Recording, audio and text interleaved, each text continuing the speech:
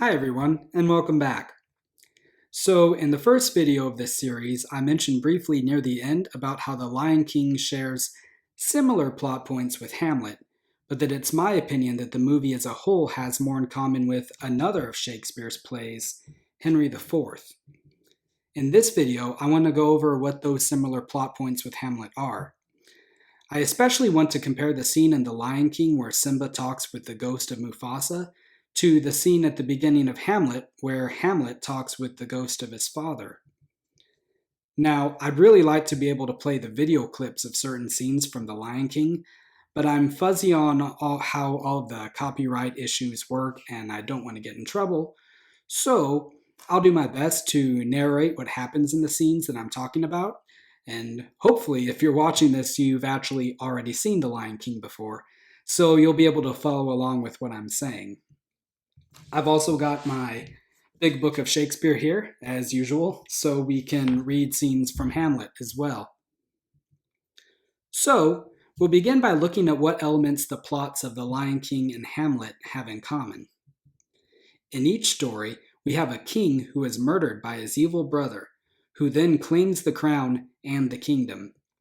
As a result of this, the king's son, the rightful prince, has to do battle against the usurping uncle in order to both avenge his father and to restore proper order to things.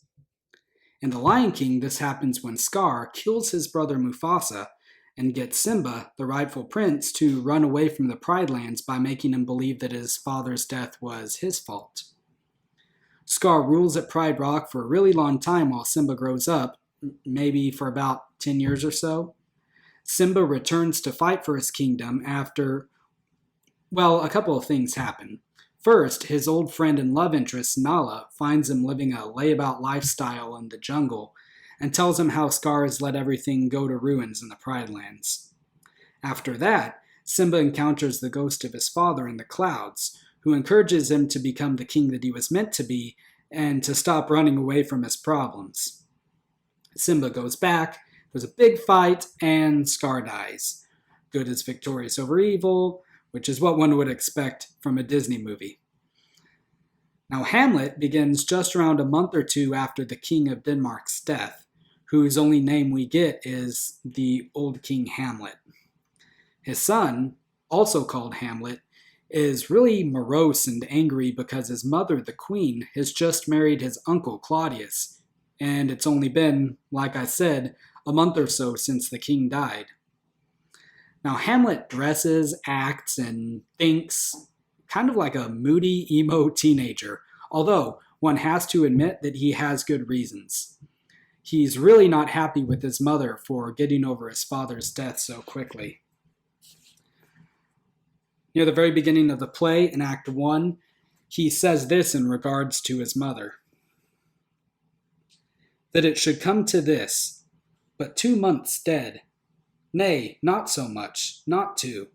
So excellent a king that was, to this, Hyperion to a satyr. So loving to my mother that he might not beteem the winds of heaven visit her face too roughly. Heaven and earth, must I remember? Why, she would hang on him as if increase of appetite had grown by what it fed on.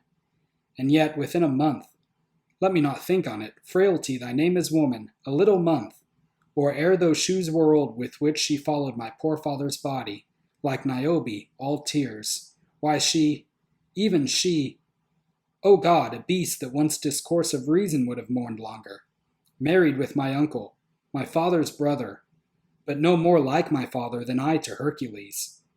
Within a month, ere yet the salt of most unrighteous tears had left the flushing in her galled eyes, she married. O most wicked speed to post with such dexterity to incestuous sheets! It is not, nor cannot come to good. But break, my heart, for I must hold my tongue. But already there's a difference between what's going on in Hamlet and what's happening in The Lion King. Here, Claudius hasn't fooled Hamlet into fleeing into exile, or tried to have him killed. Actually, Hamlet is the one who wants to go away to a distant school, and Claudius tells him, no, you should be here with your family. Now, this is because Claudius was able to become king right after the old king's death, instead of Hamlet. And for a while, this confused me because I was thinking, why wouldn't Hamlet become king? He is, after all, the prince. After all, this is the reason that Scar needed both Mufasa and Simba to be killed in order for him to take over. But I guess that the rule of succession is a little bit more complicated in Shakespearean Denmark than it is in the Pride Lands. There's hints throughout the play that somehow the nobles had a say in who became king next, and that Claudius managed to convince them all to elect him king instead of Hamlet. So you might imagine that this also hasn't made Hamlet happy. Not only is the guy sleeping with his mother, but he's also weaseled his way onto the throne that should rightfully be his. It's weird, though, that at first, Claudius doesn't even seem to consider that Hamlet would be mad about the whole situation.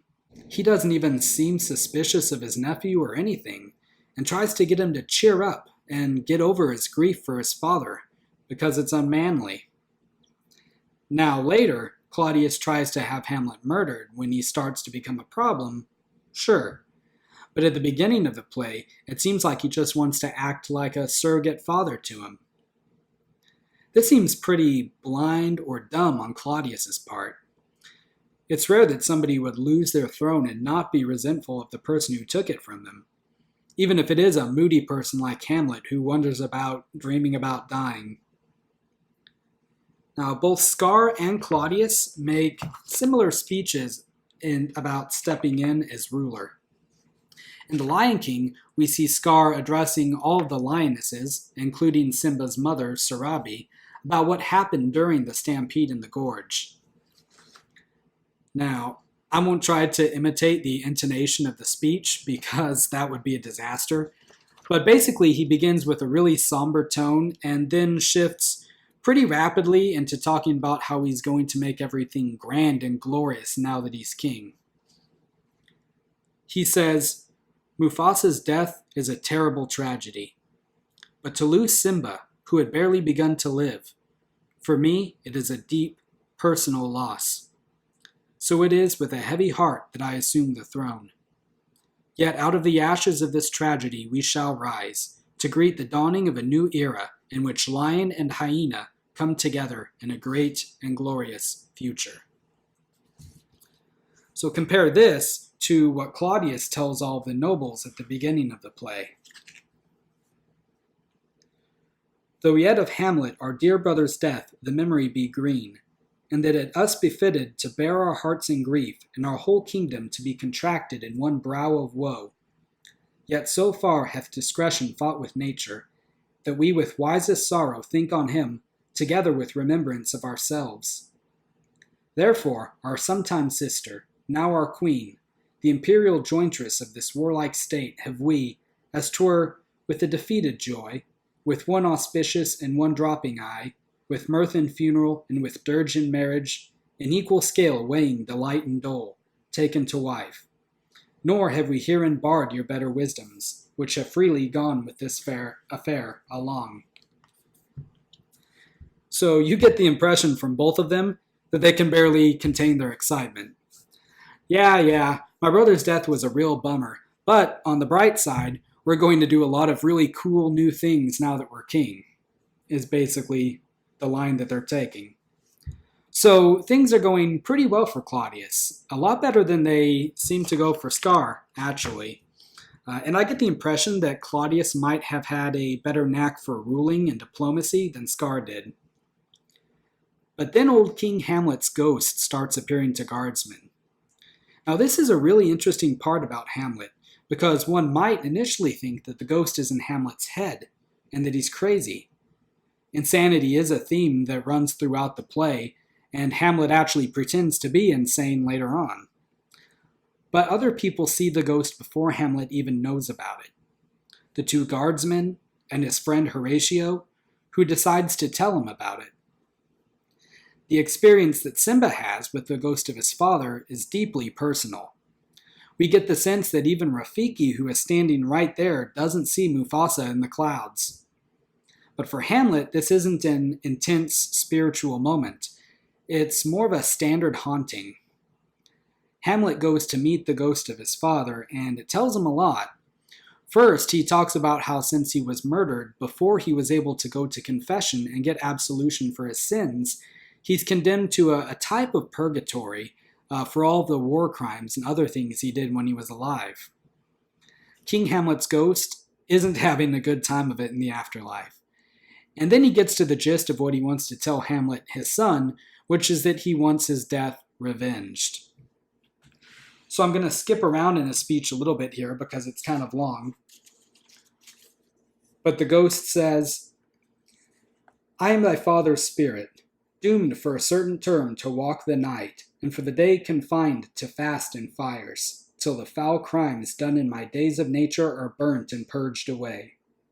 But that I am forbid to tell the secrets of my prison house, I could a tale unfold whose lightest word would harrow up thy soul, freeze thy young blood, make thy two eyes like stars start from their spheres, thy knotted and combined locks to part, and each particular hair to stand an end, like quills upon the fretful porpentine.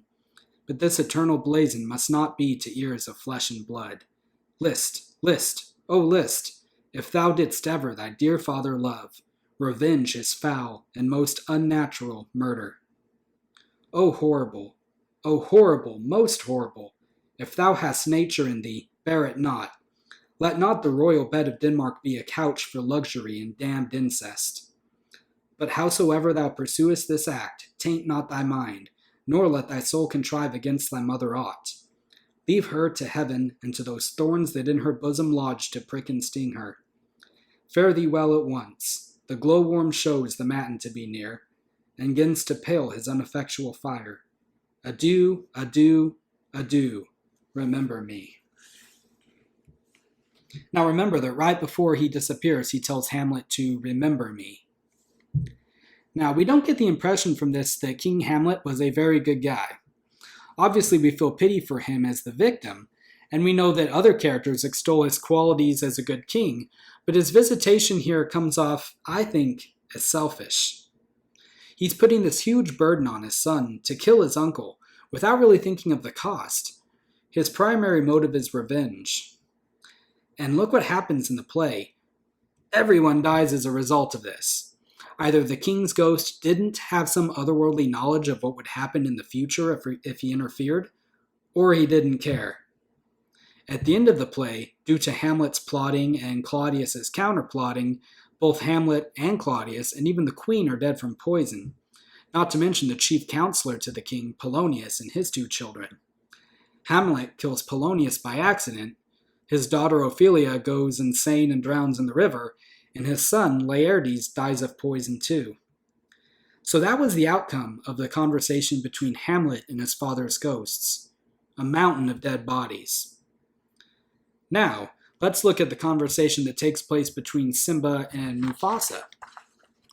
So Rafiki kicks things off by telling Simba that Mufasa is still alive, and that he lives in you.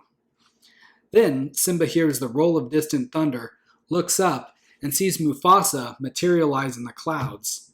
And he's glowing like some sort of a sun god, so we get the impression that wherever he is, he's on some sort of a higher plane. He's definitely not in purgatory like King Hamlet's ghost. He's basically in a sort of heaven. And here's the dialogue that takes place between them. Mufasa says, "Simba, you have forgotten me." And Simba says, "No. How could I?" Mufasa replies, "You have forgotten who you are, and so have forgotten me. Look inside yourself, Simba. You are more than what you have become. You must take your place in the circle of life." "How can I go back?" Simba asks. "I'm not who I used to be." Mufasa says, "Remember who you are. You are my son and the one true king. Remember who you are." So, what was the primary motive for Mufasa's visitation? He doesn't tell Simba to revenge him. He doesn't even mention Scar. He tells Simba that he was meant for more than what he's doing with his life. He's trying to raise him up out of the self-pity and cowardice that he's been living in for years and get him to start acting like the son of the king that he is. The difference between the two scenes is summed up by the last lines of both ghosts. King Hamlet says, "Remember me." And Mufasa says, "Remember who you are." One is primarily selfish and out for revenge, and the other has his son's best interests at heart. So, like I said, the plot points of Hamlet and The Lion King are similar, but the actual story is way different, and I think the ghost scenes illustrate that point well. I would also add that there's a big difference between Sarabi and Hamlet's mother, Gertrude, as well. Sarabi doesn't marry Scar, she doesn't want to have anything to do with him, and it doesn't really seem like Scar cares that much for her either. The only interaction we have between the two of them is when Scar is yelling at her for not being able to bring in enough food for everyone. There's really not any love there at all. It's interesting that we don't really get a sense of what the primary motive was for Claudius to kill his brother. Did he want the crown, or did he want his wife?